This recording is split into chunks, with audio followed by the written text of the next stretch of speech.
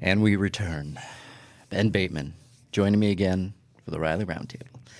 Question for you up top. What's your favorite thing about the Schmoedown? I like that it mirrors sports in a way that makes me feel like I'm part of something that in real life I'll never get to be a part of. Ever. That's a great answer. Yeah, that's very true, especially for our run that we were doing. Yeah. Which we'll get into. The idea that it was so competitive between the two of us, meaning competitive. We're teamed up. We're going to go after this. We want this. And we were studying. It was like we were doing reps. We were we were taking this seriously. We were having fun. But the stakes were real. It felt and I kept saying, it feels like it's a sport. It feels like I'm like training. It feels like I'm actually doing something like heavy lifting. Yeah, it's been a crazy run, man. I mean, it all happened very fast. Yeah, you know, and And it's interesting. We filmed it all in a pretty short sequence, and so the matches as they're coming out now, right? It's like you're getting to like relive. Because we probably filmed all those matches in a matter of a few weeks. Yeah, it felt like we were competing every day. It did. Yeah. And I had to do my single stuff at the same time, so I had a gauntlet that I had to play in. Right. And so I was just in here all the time. But that run while we were in it. And the funny part is, and I've said this to you before, I've said this to Christian before, like in the way that Schmoedown mirrors sports, it airs on that side with the competition, while the story airs on the side of wrestling. Because we know if we win the match, this is what's going to happen-ish. Right? Yes. We kind of know, like, okay, it's going to... But the funny thing is, people would look at that from the outside, and they would feel like that would somehow diffuse the intensity.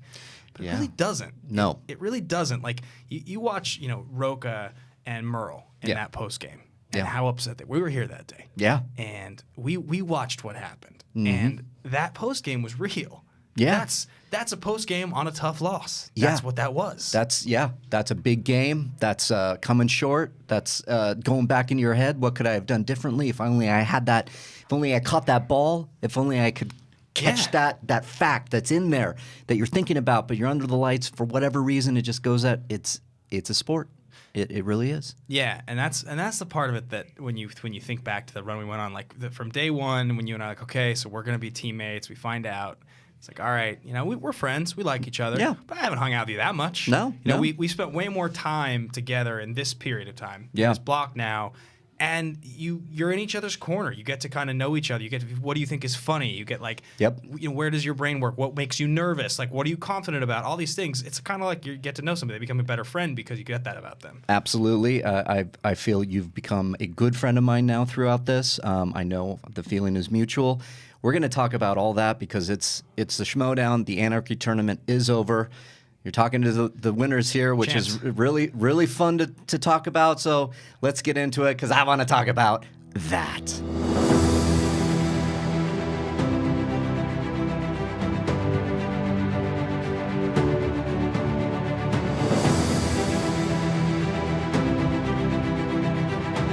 And welcome one and all. It is episode 23. Yes, 23. The number 23. That movie that Jim Carrey was in. No, it's here. It's the Reilly Roundtable.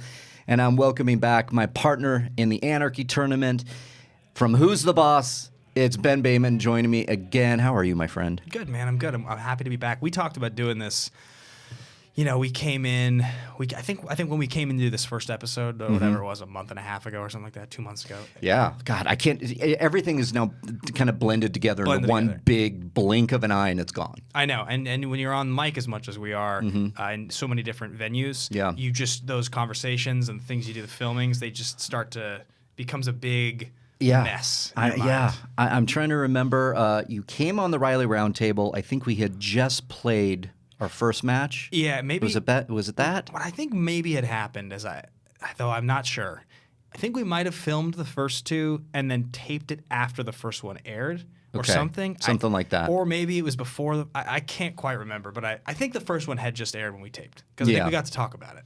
Yeah, we did. I think we did talk about it, and that's what we're going to do here on this special Reilly Roundtable. Thank you for joining me. It's on Thursday, and it happens to be on Thanksgiving. This is dropping on Thanksgiving, so after you're enjoying your turkey, after you're enjoying your stuffing, your pumpkin pie, and what have you, Let's get ready to Schmoedown because we're going to break down some of the things that we went through, what it's like to compete again in the Schmoedown, but really what is it like to win it all? You know, that's something that I thought was interesting, and not to gloat or anything. I just think it's an interesting conversation to have, especially with you, Ben, because what I learned about you going into this thing is like, one, I knew you were good at trivia. Yeah. Like that was exciting for me. I was coming off that loss to your partner in crime, Andrew Guy, and I'm like, you know, that sucked, but I know I'm better than that. You know, let's see what happens. Yeah. And then I feel like we made each other better. Or at least help fill in maybe some blind spots on the other side of things. The run had some moments that were like afterwards, after we had filmed, where it was just like, we can't lose. We're unstoppable. Like we had a couple moments afterwards where it was just like, and I mean, you know, burying the lead a little bit, that last match you guys watched, like that tournament final, like I can't even believe it a little bit still that it went the way that it went. Watching it back, it was like, whoa. I know. I watched it again as well, and I'm like, I have a completely different memory of what happened than what I'm seeing, and then of course I remember it. But that's what's going to be fun here. Let's go back. Yeah. Let's go back to the now we might be covering some things that we talked about in the earlier Reilly Roundtable, but that's okay because I want to get into this because people care now. I mean, people, and this was a very popular episode, and especially with the Harris brothers match. Now we'll jump around here, but with that one especially, I noticed some of the comments, and they were like, I knew this was going to happen because I listened to the Reilly Roundtable. Yeah. Which was great. I thought that was great because people kind of listen to that episode and go, you guys are dialed in. And I'm like, that's really great to hear. Yeah, the fans. I mean, so I do one of these, like a little post-mortem on my matches in the Team Action Secret Headquarters, just like a thing I do on Patreon, patreon.com/Team Action. Yeah, and I jumped on there. Yeah, you came on for the second one. So we did the Bibiani match there. Right. And so I get to do one of these like sort of round by rounds each time. So it's fun now looking back at the whole tournament after having done them sequentially. Yeah. And thinking about where we were in that first match and sort of the nerves and and those people that were on board, because I mean, there's probably, if you were going to talk about Schmoedown competitors who, like, on any given day, you're like, this person is a contender. Like, they could really, like, and I don't mean that, like, in the Andrew Guy can beat you and Merle kind of way, because, like, those are impressive wins. Like, they absolutely were. I gave the guy all the credit in the world there. Like, he'll live on those wins forever. Yeah. But, like, I don't... Beat me fair and square. But, like, I don't believe that he even believes in himself enough in a match like that to believe he'll win it. Right. So I'm sort of talking about the ones when you watch the match, you're like, it could go to either of these people because they're in that elite tier. There's probably like 12 to 14 members of the league like that, I think, right? Yeah, I would say there's a lot of dangerous people that if you are told you're going to compete against X, right? There are people that I'm like, oh, yeah, right. Shit. There's a lot of them now. Shit. I mean, the singles division is crazy. The singles is stacked, and by the way, just by the by, no, we're not going to spoil anything. Singles tournament did just start. You know, we know that you made it through the gauntlet. I have to play Clark. You got to play Clark. Yeah. We have to play them in the Schmoedown Spectacular. Yeah. We'll get to that at the end. Team final. The team final, or we won the final, but now it's the title match. But anyways, let's go back. So we did play Eric Zipper. Yeah. And Haley Fouch. So that was our first one. To my point there, neither Eric Zipper nor Haley Fouch would be in that class of 12 to 14 competitors that we're talking about. Which is sort of like, that is supposed to be our softball start. Right. That's what that's supposed to be. And those matches can go very wrong very fast. That was the closest we got to losing. Yes. That was our hardest match. That was. To think about it, and that could have been a little bit of nerves on my end, a little bit of like wondering how we were going to work together. Yeah. We knew on paper we know trivia, and that's what was exciting to me, because I said it even in character. I would say, this guy's good at trivia. Yeah. I know that. I'm going to use that to my advantage. I want a belt. Yeah. And then these questions start coming in, and we hit on that particular round. We did very well in the first round. New releases, right? New releases we hit. I think we did 10 out of 12 points. Yeah, we went to multiple choice on a couple times. I, Tanya question. I, Tanya, I was a little like wondering about that. Yep. And I think we maybe went multiple choice on the agent and Sharon Stone. Yep. The disaster artist, because I remember leaning over to you, going, I think it's Kathleen Turner. Yeah. And I think rightfully so, you're like, multiple choice. And then I hear Sharon Stone, that's it. We're pretty. I mean, that's one thing that match started to teach us, right? Is that we started to figure out that the way we were communicating during round 2, especially, was kind of everything that you want those If you're a Schmoedown fan and you imagine what's the deductive reasoning that's happening when you're whispering to each other. Yeah, what are they talking about? What are they talking about? Here's what we're talking about. It would that's the best I've ever the best I've ever had it be was those matches because it's exactly stuff like you're talking about where you're like, I think it's this person, and I'm like, I'm certain it's not, but I don't know who it is. But if we go to multiple choice, I'll bet you will know it. Yeah, and then the check down, we get it. Like we did that a lot. Yeah, and that's a good thing because there are times, especially in those second rounds, where the wheel is gonna make or break you every time. Yeah, I will say, the wheel has been pretty damn kind to us, but at the same point, we've had some. Well, we got lucky a couple times, and then. Again, the Harris brothers, that was just a random one that we were like, okay, here's a strategy I love to talk about. I love talking about strategy. I love breaking it all down. But this is something I learned from you. When we're looking at the wheel, and we're like, okay, good at that, nope, good at that, yeah, we could hang, nope. Want to avoid that? That's spinner or opponent's choice, whatever it may be. Yeah. So then you spin the wheel. Yep. And this is what I remember about the Tom Cruise especially. And this is all about the wheel thing here. So again, jumping around. But we land on Tom Cruise. Yeah. And I remember going over with you, and you're like, the chances of us landing on another like bad one outweighs this. I think we need to stay. And I'm like, I'm down with that. Because we had already so again, I mean we're jumping around here, but at that point we had already given them. Had they gotten scores and soundtracks? That was what happened, right? They already did their round. So we were off tied. One of our strengths that we had requested. Exactly. There's still opponent's choice on the wheel, and I remember looking. There were some other categories on there I didn't particularly like. Like I didn't really want John Carpenter. Yeah, John Carpenter was on there. Absolutely. And so you do the math, and it's like, okay, we still to get another category we don't want. I think it was something like 57%. I'm just going off memory, but it's like it was a worse percentage for us on a respin. Yeah. That it was like, and Cruise is my guy, but like. And I'm good at Tom Cruise. I mean, I know his movies. I've seen every single one of them except, maybe Endless Love. Yeah, I've never seen Endless Love. But I mean, we've also seen what happens on those hyper-specific categories. The more specific the category, sometimes the more specific the question. And there were some questions in that Cruise category that were outlandish that we knew. Yes, I can't, but yeah. I don't even know how we pulled some of those. That was insane. But we're stumbling onto a great thing here, which is like strategy. Yeah. And the thing that I like that maybe a lot of the Schmoedown fans are looking at is like, this young guy has helped reinvigorate this old guy. Sure.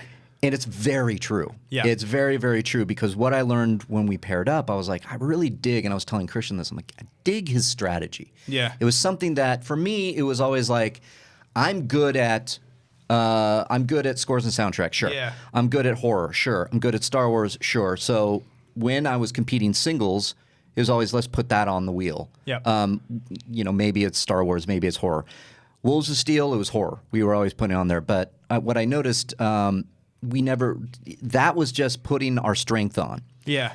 When you and I got together, it was like, what are they scared of? Yeah. What can we do to like play our chances of not only just getting our strength, but like what happens if they spin our strength? It was a huge strategy that I love that I want to thank you for. I think it was a great. It just kind of opened my mind a little bit. Then I'm going, oh yeah, there really is. And I appreciate that. And like, so one of the things that fans, maybe some fans, because a lot of them are obsessive, and I would be too. Yeah. Let me take that back. I am obsessive. But what you look at those wheels when they come out for a match, what people realize is like they're usually divided up into one of this, one of this, one of this, that type of thing, right? So you'll very often have a director. There's like one director. There's usually an actor and an actress. Sometimes there's like two actors, but it's usually an actor and actress. Yep. Often a decade, usually a general genre. Then you get some wacky ones, some weird ones, like a directors or video game movies or Oscar movies, whatever. Disaster movies all of a sudden popped up there. So you can kind of, though, basically guarantee you'll have a certain number of broad categories on every wheel. There will be almost always a decade. There will be almost always like a comedy or a thriller or something like that. And you can start to figure out requesting horror, while it may be one that you just really want to see on the wheel. First of all, it's an entire subset of movies. So the likelihood of getting a horror question you don't know is kind of high. Yeah. Because it's tons of movies. Yeah. You'll have to know. It's not like requesting movie release dates where I have to know one detail about any movie. That's all I have to know. That one scares me, and we'll get into that too, because we've landed on movie release dates. And so I think what people don't realize is that you can sort of deduce, like, all right, my chances of getting, let's just say you really like 80s and 90s. My chances of getting 80s or 90s on the wheel if I don't request them is like 50%. Yeah. It's probably a 50-50 shot to end up with one of those on the wheel. Yeah.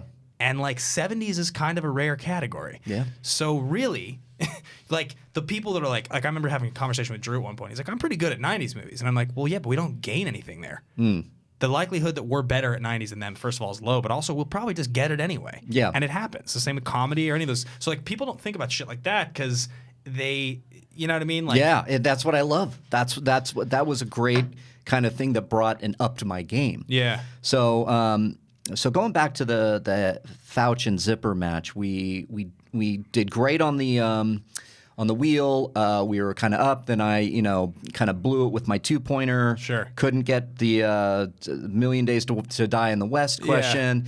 But then you wrapped it up for us, and we're on to the next level. I think I told you this, but you said 100 ways to die in the West. Yeah.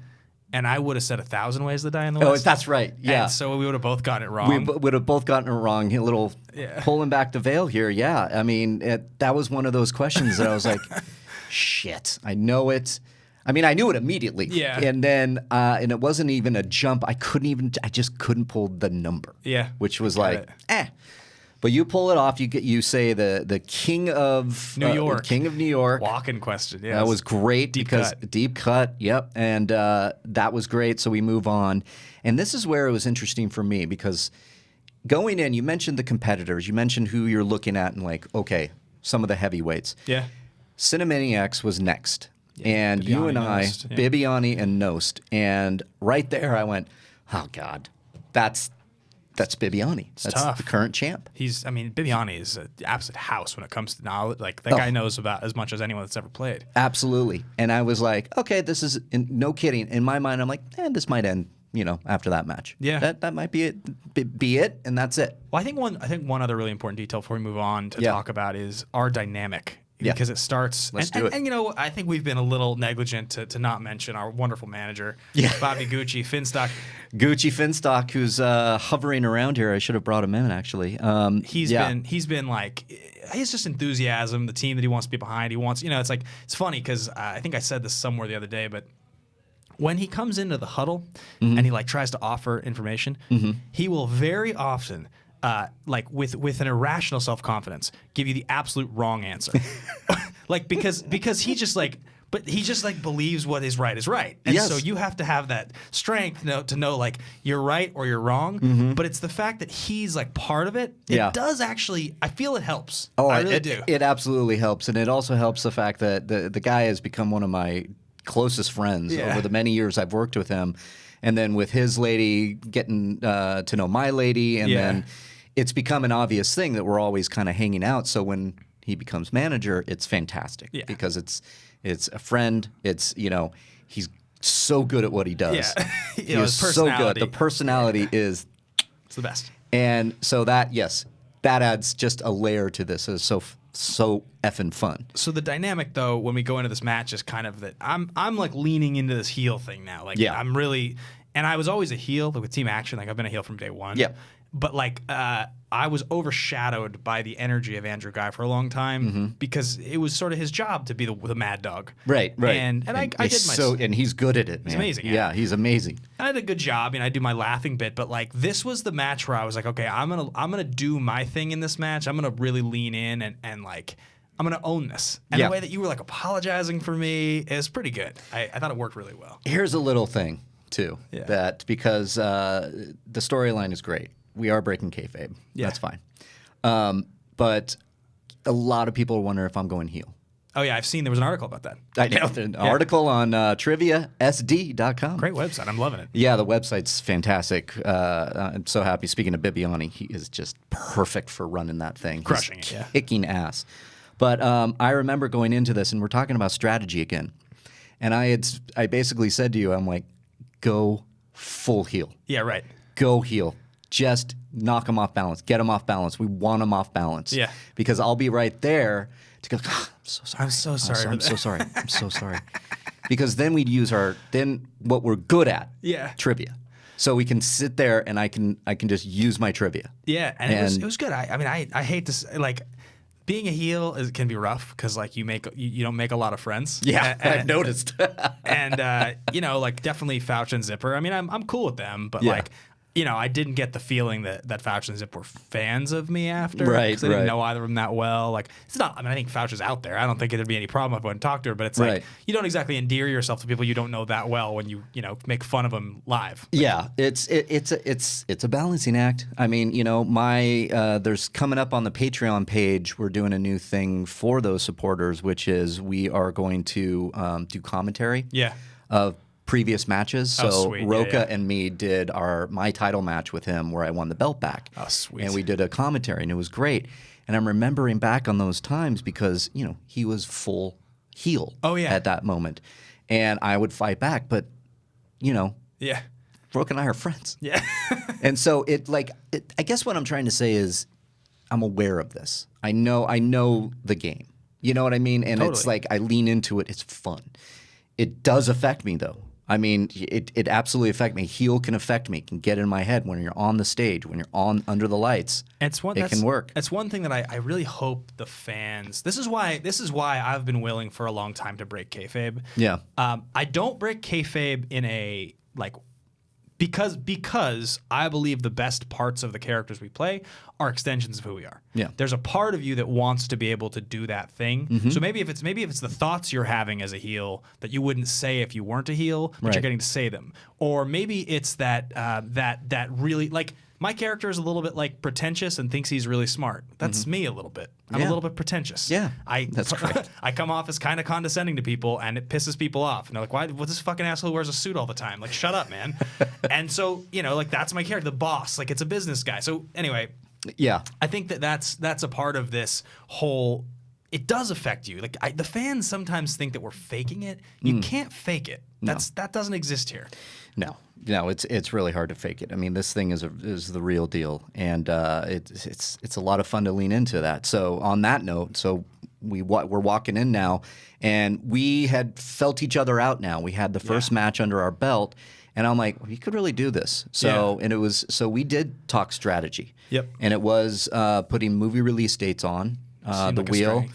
I can't remember the other one we put on. Was it Pixar? I believe so. Yeah. Because I think, and I know for a fact that against Bibiani, we chose movie release dates because a conversation I had with him at the last live event where it came up. I think there was some reference to if I was going to play him at some point. Okay. And I think it was before the tournament teams were even announced. But he's like, yeah, you'd probably movie release dates or something. I'm not very good at it. And, exactly. Whoopsie. Look, I will, kayfabe or not, Yeah. I'm keeping some things close to the chest. Oh, yeah. Yeah. That's Schmoedown. Yeah, that's what you got to do. It is a sport for the competitors in this room. All of them play. The ones that play at a high level. Yeah. We are so fucking competitive with each other. He's so competitive. We are absolutely competitive. We talked about it. When we are not competing, but we're in the audience, everybody has their phone out and they are putting the answers in their little notes.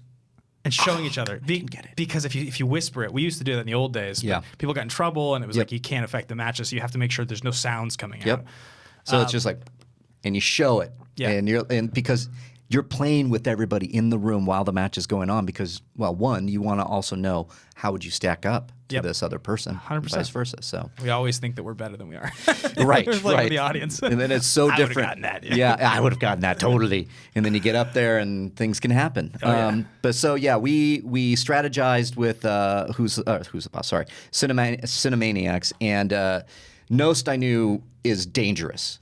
He can go on Bibiani, runs. sure. Nost is dangerous in a way that I think he's sneaky like that. But then there's also gaps in his knowledge that I think really helped us to victory in that third round, which we might get to. But your thoughts on that Cinemaniacs match when we walked into that? I know you were going pretty heel. We had talked about that. That was a strategy of ours. And we had Tom started finding that rhythm of his what he's saying is just spectacular nonsense. The stuff he was saying. So I think like with that match, there was a couple things, right? We basically knew that on a pound for pound level. I mean, I think you know more than I do in general. I think there's there's general things about movies, maybe older movies. I would say maybe, and I would say no. It just depends. Sure. On the wheel, sometimes it depends on the questions. But anyways, you're saying. So in my mind, I'm sort of like, all right, I have to. Riley's going to clean up against Bibiani, right? Like it's basically a 1-for-1. Like I figure if you played Bibiani today, right now, you could beat Bibiani. I mean, he's great. You can beat him. He is good. If he beats you, I'm not going to be surprised. He and knows if he as beats much me, as anyone. it'll be because that's the game. So for me, I was like, but what I got to try to do here is my knowledge is better than Nost's. I know more than he does. Yeah, I would say so. So I'm going to beat Nost. But what I can do is I'm going to go head to head with Nost, and I'm going to try to mess with Bibiani. Yeah. I'm going to hope that he misses a question, or he checks the multiple choice when he shouldn't, or he answers quickly. And my goal, I had a couple things in mind. One of them was the first question that he missed, I knew I was going to make fun of him publicly. I was going to go as loud as I could. So in this match, it was a training day question. He missed. That's right, which I missed as well. I didn't care though. I know. He missed that. He missed that Snoop Dogg was in the chair, and I was like, I laughed at him. I made fun of him. And the other move I knew is I was going to try to take one cheap shot. One. Okay. I was going to find my cheap shot somewhere in the match. I wasn't going to go after them all match, but I was going to find one, like whatever it was, that something. Yeah. And so he made it easy because he and Nost came out doing this dancing routine, like the Beach Boys thing with the beach balls.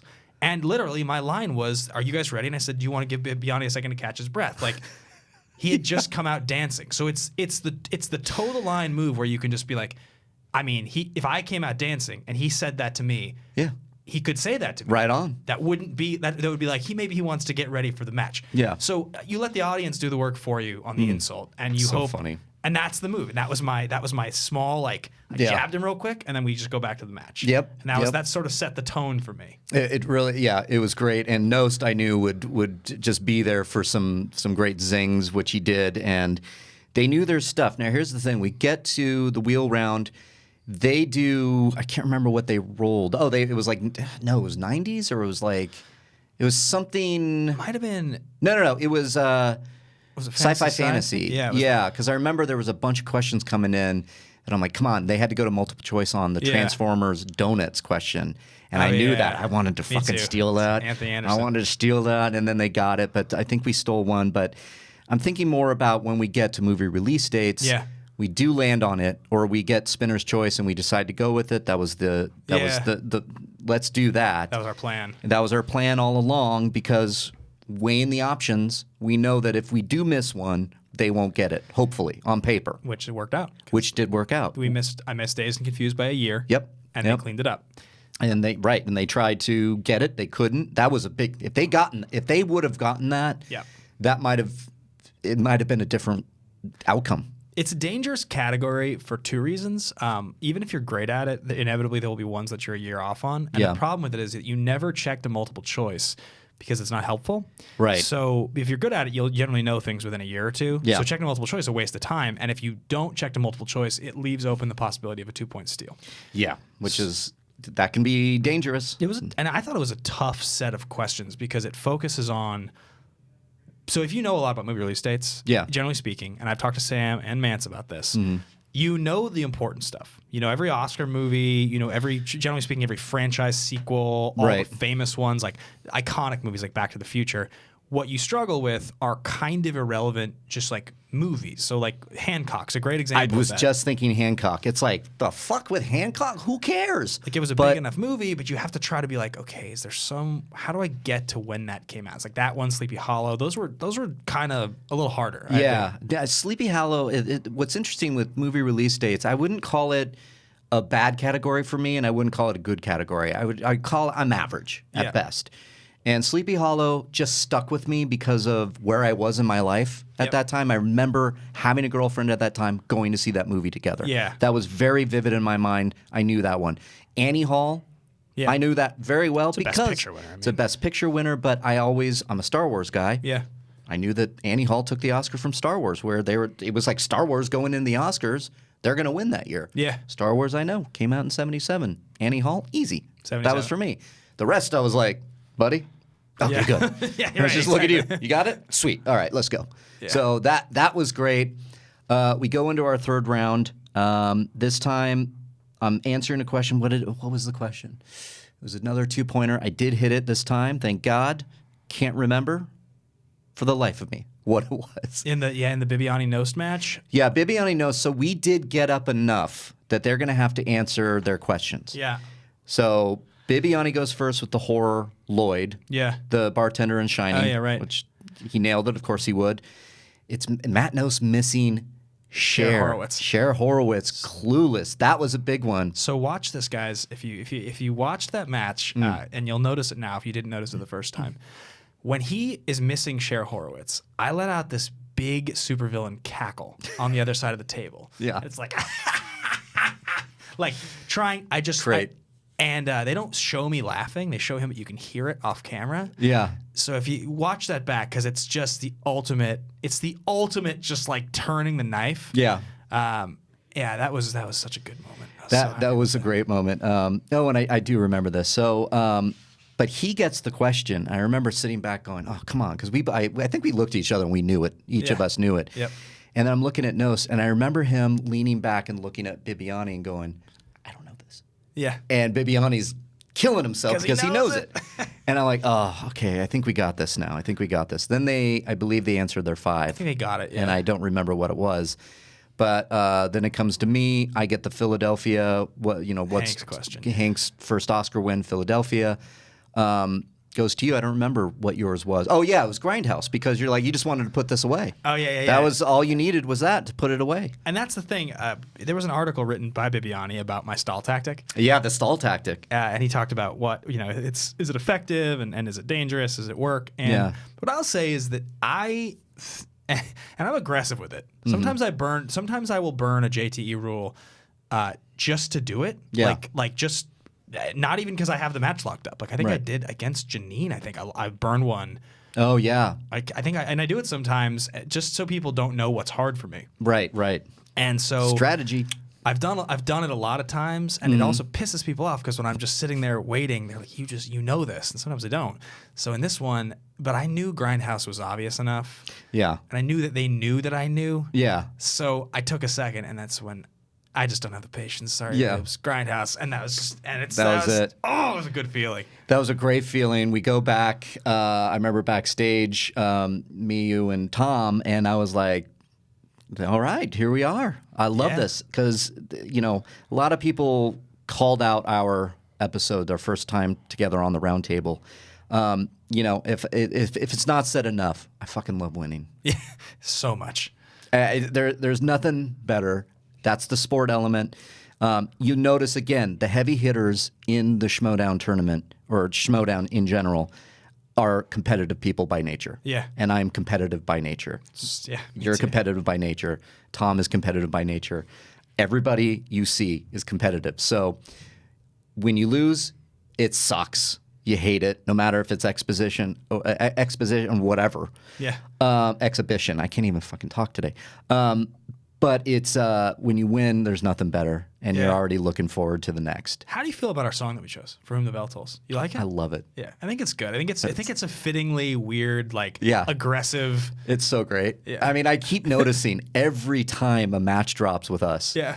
What is I see comments? What are they coming out to? Which song is that? Some people will link to it or whatever. I thought it was funny. I mean, I think you said it was like, the bell tolls. It was like it's announcing us coming. Yeah, it's perfect. Yeah, I loved it. I wanted to change it up. I had my Superman thing that I did for many years, and I changed it up a bit.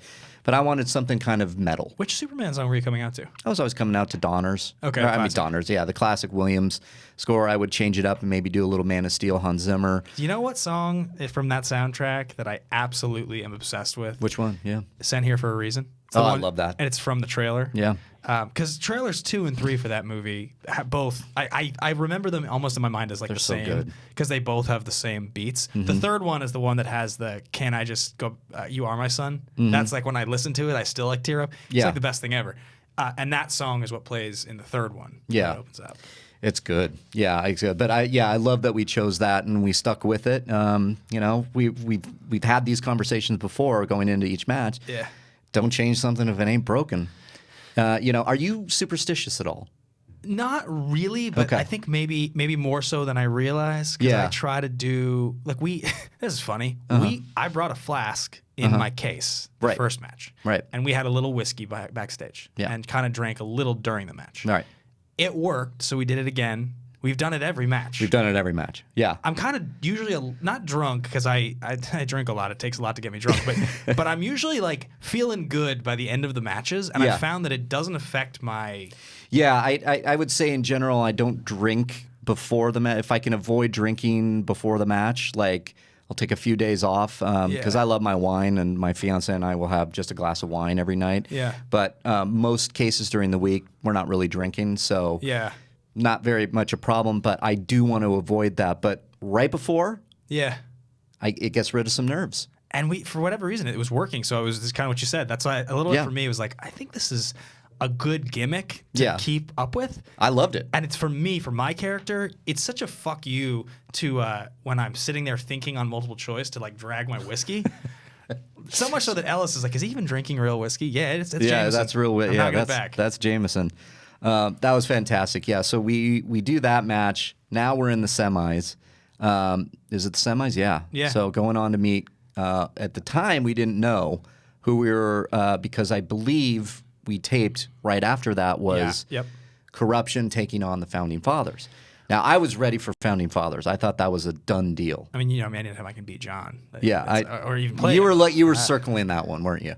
It's my dream in life to beat John in a big moment. Yeah. I haven't beat him in a big one yet. Yeah. I have beaten him in one, like in the tournament semis last year with Team Action. That was a big deal.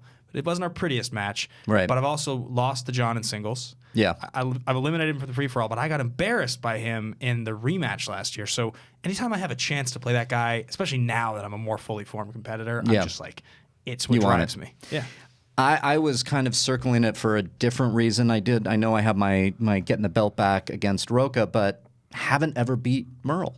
So Merle and Roca, I was like, I want to see what that match is. It'd be crazy. People would love that match. That would have been fun. So, but that's not the Schmoedown.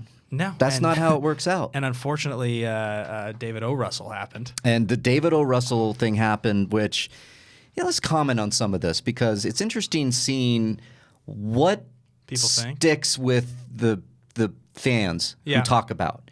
Like, for me personally, the O. Russell thing with his little apostrophe, and it's like, that to me is just absolute nonsense to think that should be challenged. No, he gets it right. He got it right. That is just absolute nonsense. That's rules lawyering in the way that the Tuck rule was, and that's what people remember about that. Now they remember that Brady's the greatest of all time and that he's won a lot of championships more than they remember the Tuck rule. Right. Early on, his career was defined by the Tuck rule, but that doesn't matter if he keeps winning. And I thought, for my money, the bigger thing to focus on there is that Dan Murrell, perhaps the greatest of all time, didn't write down the right answer. He had a blank board. Yeah. So I don't think it was the correct call.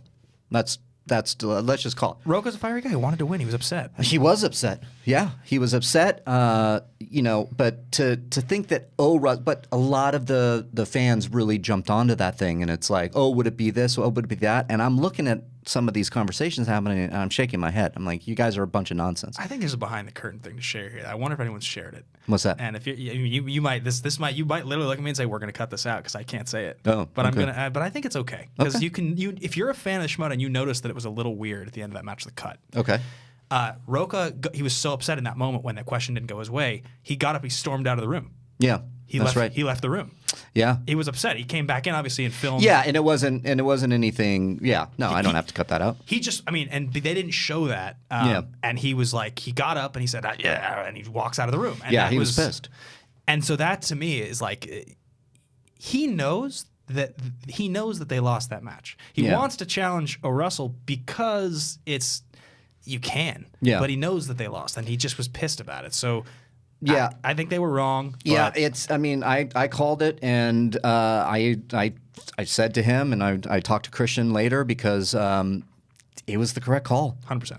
You have to, like, Dan couldn't pull it in time, and that greatest of all time down to first time competitor. It happens to the best of us. So let me ask you, missed that with the whiteboards in the final round. Do you think there's any credence going forward to Roca's point, which is if you're answering first? And you don't have it written. Yes, I do. I do believe there's a little bit to that, but I kind of stick to the rules, and I think part of the whole thing with the whiteboards, part of the challenge, and part of the skill is writing it down and knowing it and getting it down before the count. Totally, because ultimately, like what I've said, Roca said he knew the answer. He was first. It's like, okay, but he still gets the extra like 1.8 seconds from the time they ask the question to the time he opens his mouth. He had a little bit of time. Written. He got it. I mean, I know I can see it, and I've talked to Merle. Merle's my friend. He said I didn't have it, and then I did, but it was too late. Yeah. And believe me, that's going to happen. You mark my words. Everybody listening at home or watching on the video right now, it will happen again. I mean, some people know this because Drew and I talked about it in our post-mortem from the live event against the Shire Wolves. But after Giancarlo Stanton, after that whole mess, when we got another question, and it was who played in Dennis the Menace, he looks at me, and they're counting down. And he's the old guy with the gray hair from The Odd Couple. Yeah, Walter Matthau. Yeah, and I didn't know that, so I go, Tony Curtis. And it's seconds later, and you're winning. He goes, Walter Matthau, like 2.5 seconds after I said the wrong answer, because he didn't say Walter Matthau, but he got it 2 seconds later. Yeah. It happens to us. That's what happens to us. It happens. It really does. It happens to the best of us, and it will happen again. So, all right, going to so Founding Fathers, we thought we were going to maybe get it, but KO played a hell of a game. They deserved that win, and here we are. And we're talking to each other. What was our strategy coming into this? Into corruption? Yeah. I mean, there was a couple things. You remember the week leading up to that match. I'll be honest, guys. Chance freaked me out. KO, I've beaten before. I've beaten him in team action. I've seen him choke in big moments. I know Mike. I know what he knows. I kind of knew he was going to request James Bond. That's a great category for him to have. Yes, absolutely. And one I started brushing up on. I did do a lot of studying. Not a lot, I would say. I'm not bad at James Bond. Yeah. But there are some holes. I wanted to fill those holes before we went against him, just in case. I know that they requested James Bond in Pixar. Yep. Which was strong for us because we had studied Pixar. Yep, we know Pixar. And I watched a lot of Chance's matches. I mean, I watched all his fan league matches that I could find. I watched like 7 or 8 of them. I was trying to figure out at his age, I think he's 20 or something, 21 maybe. He's so young. I was trying to figure out how he knew what he knew. But anyway, I don't want to run us out of time before we talk about the final here. So I did some studying, and I was worried about what he knew. But ultimately, I felt like we had a strong strategy. I'm trying to remember what we requested against them. We did scores and soundtracks and movie release dates. We did it in that match too. Yeah, so we start the first round was great. Yeah, it was 1-on-1, pretty much 1-on-1. It was basically we were tied going in. We spin first, and we get scores and soundtracks. Yeah, and this is my time to redeem myself after Andrew Guy, and we crushed it. We were very lucky there with the question. Not very lucky. I mean, we knew our shit. Yeah. You knew a bunch. I knew a bunch, and we went 11 out of 12 points. It was one of those really nice moments for us where, there's a lot about this team and what we've done that's felt kind of like destiny, right? Yeah. So like the fact that our 2 strengths as competitors that we are the most proud of happen to be the 2 hardest strengths in the entire league for most players. Yeah, I like that. It's really what I'm looking at for the future, depending on what happens after Spectacular and everything, which, again, guys, we don't know. We're not talking about. Stay tuned for December. That's going to be a fun one. But the idea that scores and soundtracks and movie release dates can be our two wheel slices in every match should fucking terrify people. Yeah, I mean that's it really should. People hate those categories. Yeah, because you notice, and we'll get to the finals in a little bit, but same with the movie release dates. If you go to multiple choice, you're noticing it's like the same composers every time. Yeah, they don't help. So some people think that's maybe could be easy, but no, it's not. It's a very hard category. Your mind turns to mush. So So I think we requested our strengths. Pixar was obviously good for us, and then. Yeah, I mean that round 2, you crush it, and I believe what did they end up with, 90s or something like that? They got 2000s, and they did fairly okay. I think we stole a couple. Kind of bad. They did bad. Yeah, they did. Well, they did fairly. Yeah, something's got to give. We got that steal.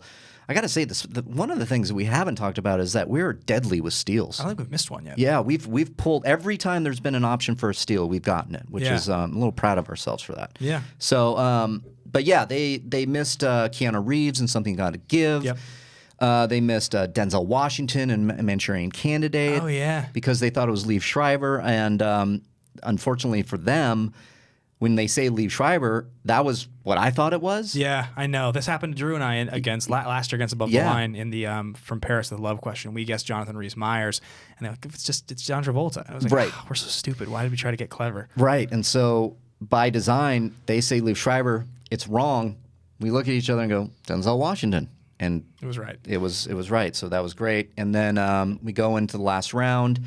They did answer. They had to catch up to us. Yep. They did. And all we needed was a 2-pointer to call it a day. And it was me, movie taglines. Our conversation there I found interesting because we kind of conferred. Yeah. And you brought up a great point, like, this is where my age might come in handy. Yeah. You're like, you might have a little bit better knowledge than me because of your age of like all that's out there. And so I said, great, let's do it. And it was Catch Me If You Can. Yeah. It was a great, it was a Spielberg question, but the true story of a real fake. And I remember that just made sense to me. There are 3 and there are 5, if I remember correctly. I know they got their 5 and it was the nicknames in Moonlight. Right. But they're 3, and this is funny, guys. This is really funny because that morning, I had flown back from Dallas. We filmed that at like 4. Yeah. My flight back from Dallas was at 10. Yeah, that's right. Matthew McConaughey was on my flight. Yes, that's right. They missed that. And he missed a McConaughey question. He had gotten McConaughey as his category. They had against Silvestrini and Devon Stewart in their first match, and they had kind of bombed the category. Yeah. So it was funny that Chance missed his 3-pointer on McConaughey, and afterwards he was like, "I'm going to watch every McConaughey movie. I'm never gonna make that mistake again." Yeah, Chance is learning, and he is dangerous, as you reference, like going in. He scared me too, man. Oh yeah. I was like, "Holy shit, this guy's going to be tough." And as you learn, as you keep going in Schmoedown, you're gonna just get these categories that you're not necessarily strong in. Yep. So happens to the best of us. Thankfully, in that moment, it happened. Yep. And we pull off the V. And is this the post game where I kept trying to say that line about the markets are closing in Beijing? Yeah. I almost just slurred it again. Yeah. I wasn't drunk, guys. I had like 3 drinks maybe in like a few hours. It was a tongue twister. It was So hysterical. hyped. I was so hyped. We were hyped because that was it was a great storyline too. That Cal was found. My dog. I bring him in with us on the entrance. I loved the idea of beating Mike because of the whole thing with Cal. Oh, yeah, of course. And avenging my own dog, which was great, which I did. Yeah. And we were on cloud 9, man. We were winning, and we made it to the finals. And I was over the moon. I'm like, this is like, we're dialed in. And it was my second year in a row going to the tournament final, and obviously my first one ended in heartbreak. Yeah. So yeah, this was a big one. And the funny part about the Harris brothers match. And I think, we probably will talk about it the least of them all because it was such a freight train. Yeah. Is that we, obviously, Jonathan Harris, with JT's accident, took over the team. Yeah. And we kind of knew, we think that's a strength for us because he's not as seasoned. Yeah. And also, their base of knowledge is probably similar having grown up together. Yep. A lot of what you know is that early life stuff. It's that 17 to 25 is what sticks with you. Right. And so they went into the match, and there were some mistakes, but I don't know how much more they could have really done considering how we played that day. Yeah, I mean, I say we just go right into it because, we won. We were excited. We strategized. It's like, what are we going to put on the wheel again? We decided on scores and soundtracks and movie release dates again. It felt the right against them. Yeah, it felt right against them because, and again, we were scared of them. We were like, they're tough. We've watched Lon go 8, 9 in the opening round. We've seen him do that many times. John was no slouch. He was a little bit of a question mark. Can he still do this? And the match started now. It just aired, so I'm kind of fresh with it. Started out pretty bad for me. I didn't realize how many I missed in that first round. Yeah. And it was an off day for me in that sense. You carried us for reals on that one. Did you have a bad round one? I thought you. Oh, I thought it was 7-6. Did you get 4? I got like 4. You had a bad round one. Okay. I missed 4. I think. I mean, there was the Mary-Kate Ashley, which I don't, whatever. I don't know those movies. I couldn't pull Michael Keaton in Spotlight, which was just a travesty. It was the previous match maybe that it was 7-6. Yeah, that was right. So it was a little rough on that one, but you kept us in it. Yeah. And then, thankfully, they spin, and I couldn't believe they did this. Yeah. They spun away from new releases. That is a classic.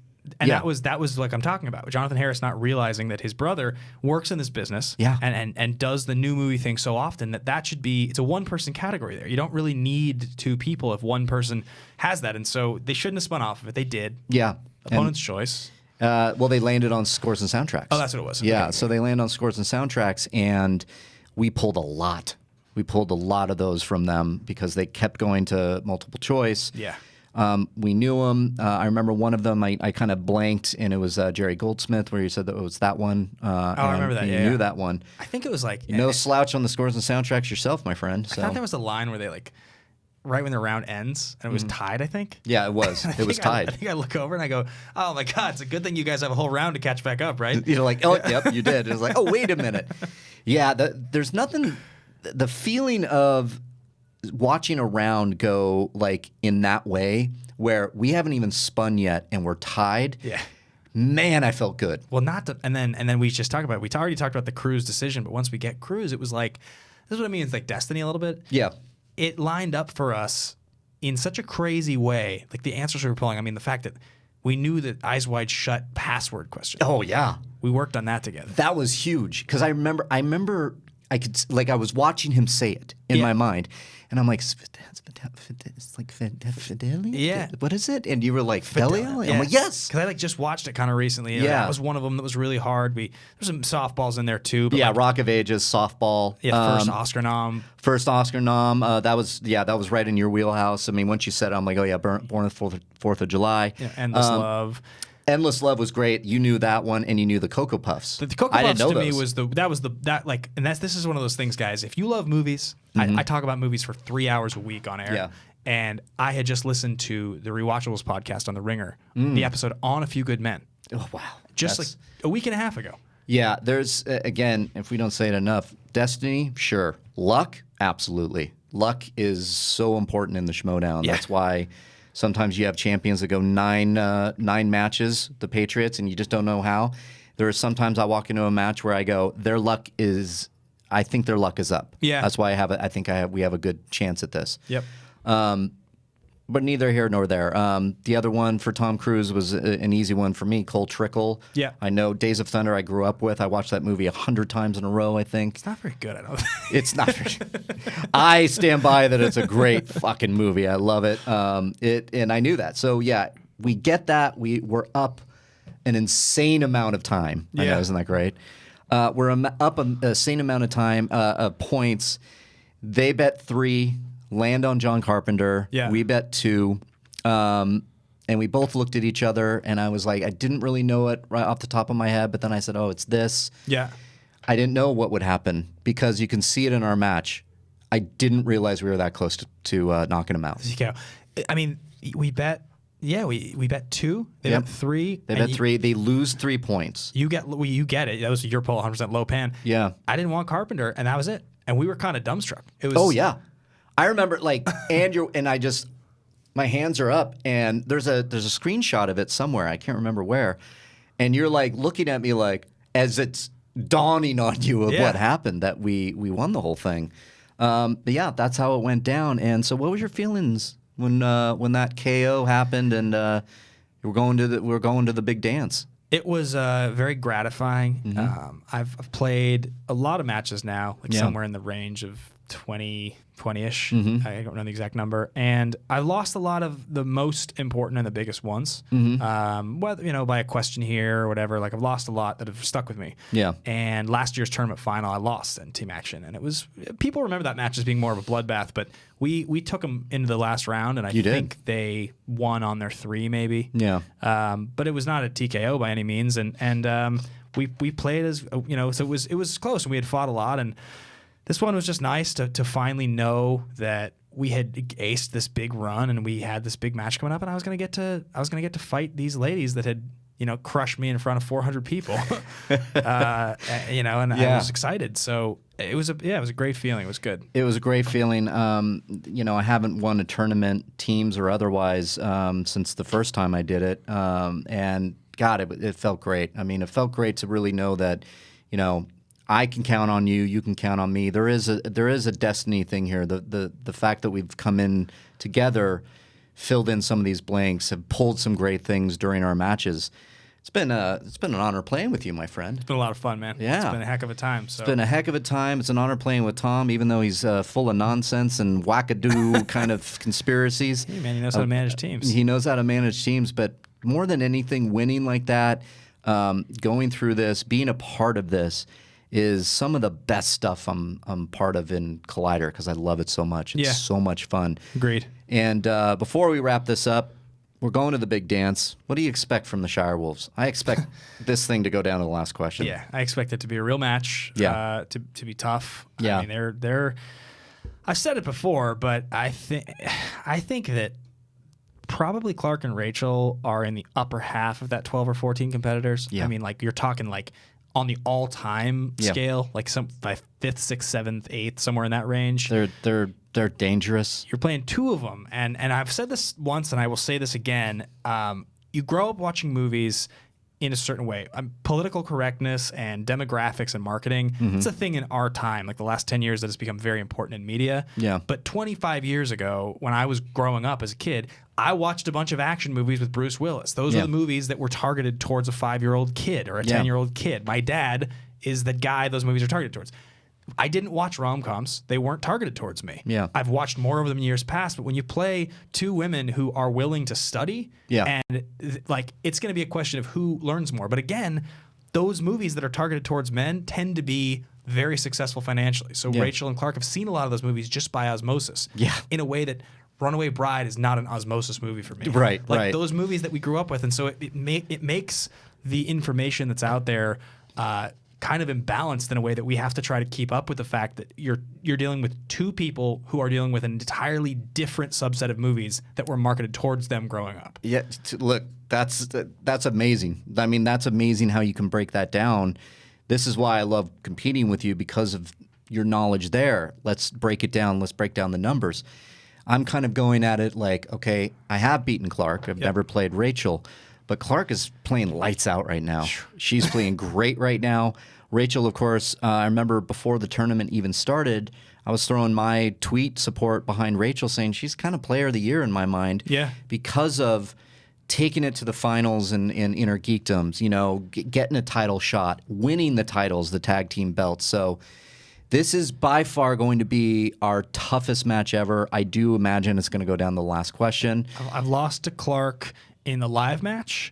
I've lost to Rachel twice, both in the live match and against Nerds Watch. Never beaten Rachel. I've never beaten Clark. I've got another match against Clark I'll be playing before this. Right. So, either I way. beat Clark there and we go into this with more momentum, or I lose to Clark there and then I'm facing double losses to these ladies. So let's cross our fingers for me in the singles match. I will cross my fingers for you. I'm crossing our fingers here for our big title match. That's going to be real fun. No matter what happens, win or lose, I think we've done a hell of a thing. 4 victories, 4 in a row. We're 4-0 right now.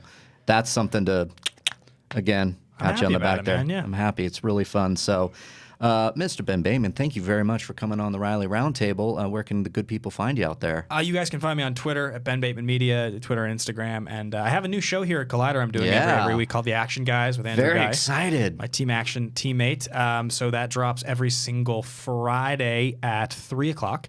It's on the Collider Movie Talk podcast feed and the podcasts channel on YouTube. So subscribe, like, comment, check that out. And we do Action Movie Anatomy on the Popcorn Talk Network every Thursday at 2. Right on. And you guys, you know me. It's at Reilly Around on Twitter and Instagram. It's episode 21 of the Reilly Roundtable. I want to thank my executive producers of the Reilly Roundtable that come to you from my Patreon page. It's Courtney Rose, Dylan Steiner, Kyle Grabrandt, Zach Anderson, and of course, DJ Snacks. You guys, thank you so much for your help, for your support. If you so desire, patreon.com/Reilly Roundtable. You can check out all the wonderful tiers there. As always, I thank you for the support. And that'll do it. That's what it's like, winning the Schmoedown, winning the tournament. Ben Bateman is here. That was a fun one. I hope you enjoyed episode 23 of the Reilly Roundtable. Happy Thanksgiving, everyone. See you next week. Bye-bye. See you guys.